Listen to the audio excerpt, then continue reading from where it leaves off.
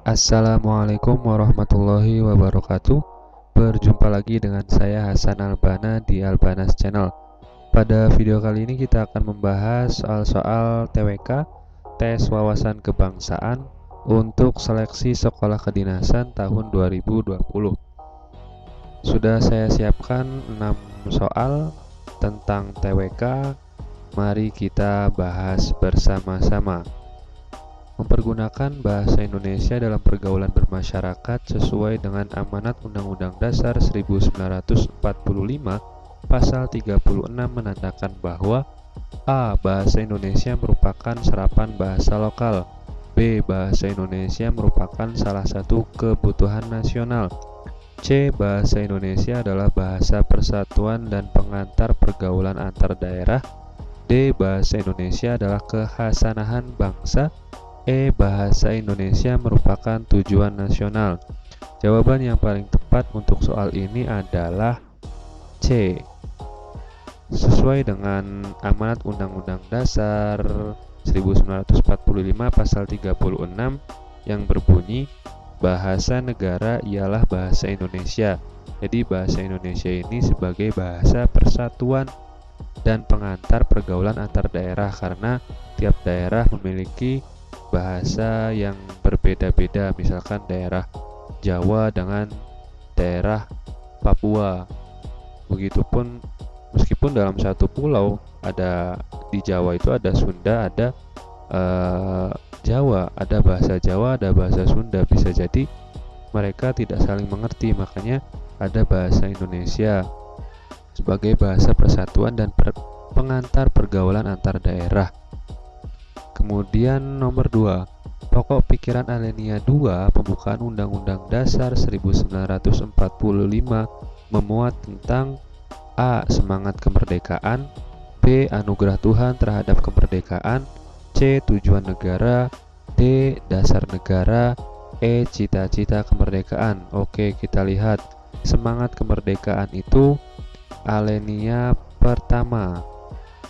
Alenia pertama itu tentang semangat kemerdekaan. Bunyinya bahwa sesungguhnya kemerdekaan itu ialah hak segala bangsa. Oleh sebab itu, maka penjajahan di atas dunia harus dihapuskan karena tidak sesuai dengan peri kemanusiaan dan peri keadilan. Yang B, anugerah Tuhan terhadap kemerdekaan itu ialah Alenia ketiga. Ini masuk ke Alenia ketiga.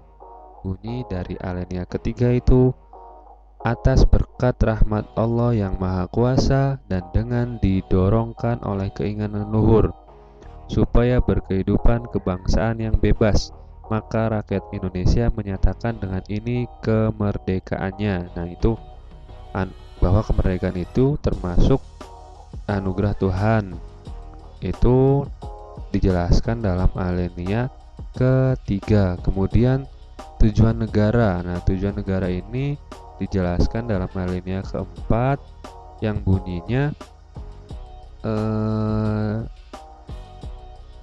kemudian daripada itu untuk membentuk suatu pemerintah negara Indonesia yang melindungi segenap bangsa Indonesia dan seluruh tumpah darah Indonesia dan untuk memajukan kesejahteraan umum, mencerdaskan kehidupan bangsa dan ikut melaksanakan ketertiban dunia yang berdasarkan kemerdekaan, perdamaian abadi dan keadilan sosial. Nah, ini tujuan negara. Mencerdaskan kehidupan, memajukan kesejahteraan umum dulu, kemudian mencerdaskan kehidupan bangsa dan ikut melaksanakan ketertiban dunia. Dasar negara itu masuk dalam Alenia keempat. Nah, ini juga Alenia keempat.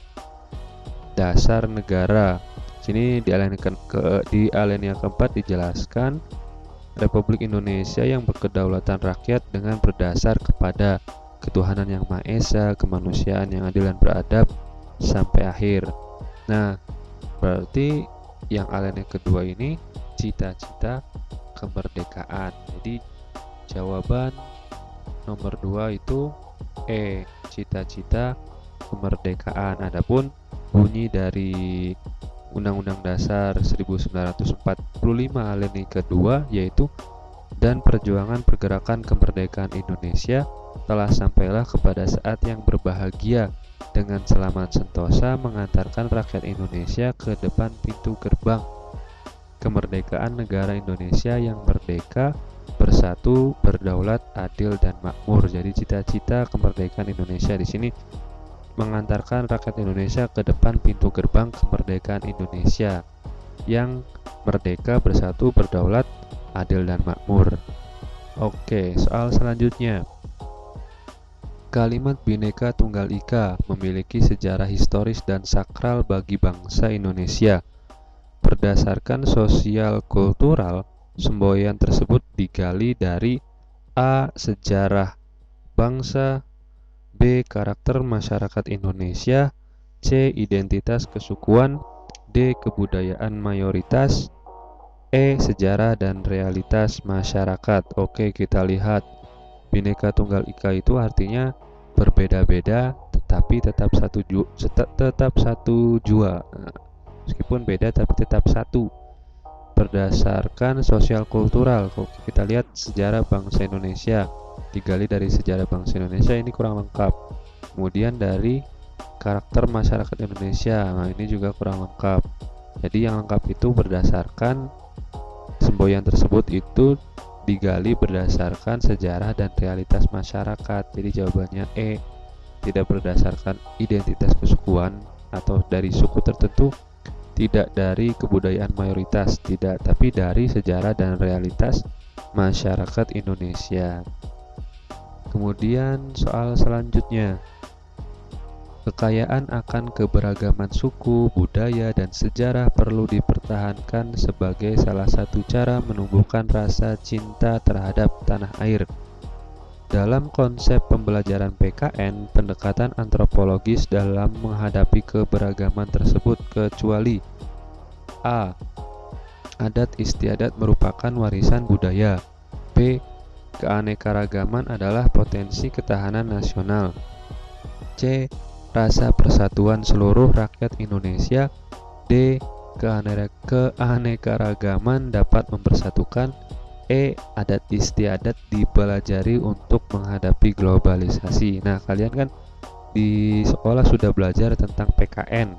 Nah, adat istiadat secara antropologis dalam pembelajaran PKN dipelajari bukan untuk menghadapi arus globalisasi, melainkan memberikan pemahaman bahwa adat istiadat harus dipertahankan sebagai warisan, potensi, rasa, dan cara untuk mempersatukan Indonesia. Jadi jawaban yang salah adalah E.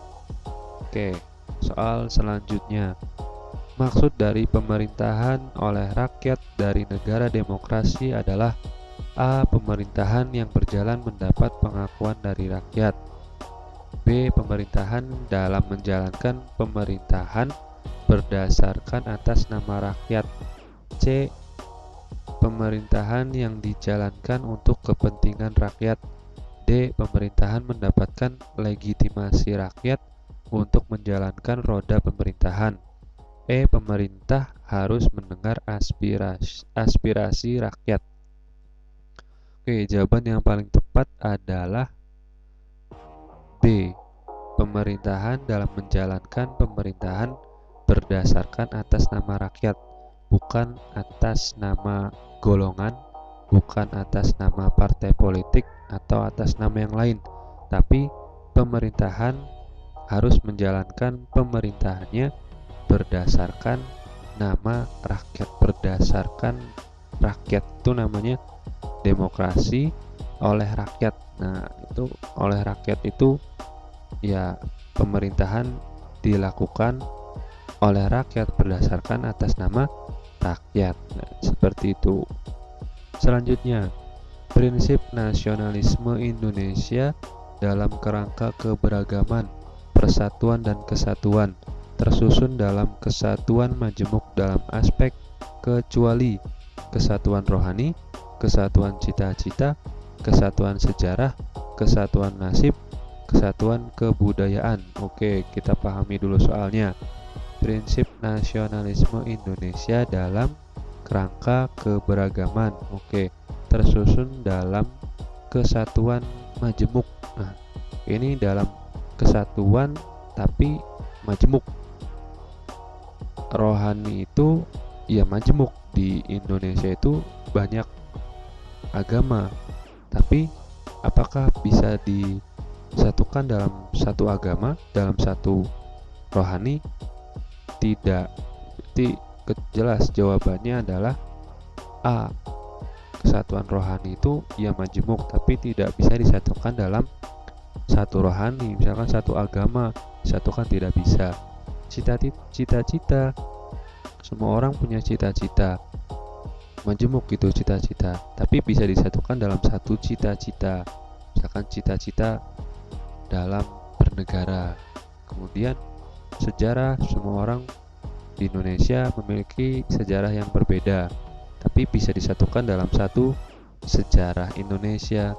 Dan satuan nasib, pasti punya beda nasib seseorang atau rakyat Indonesia itu, tapi bisa disatukan dalam satu nasib yang sama. Kemudian kebudayaan, Indonesia majemuk, tapi bisa disatukan dalam satu kesatuan kebudayaan Indonesia. Nah, jadi jawaban yang salah adalah A. Baik, sekian soal yang bisa saya sampaikan. Semoga bermanfaat buat teman-teman. Jangan lupa tetap semangat, tetap belajar, dan jangan lupa berdoa. Terima kasih.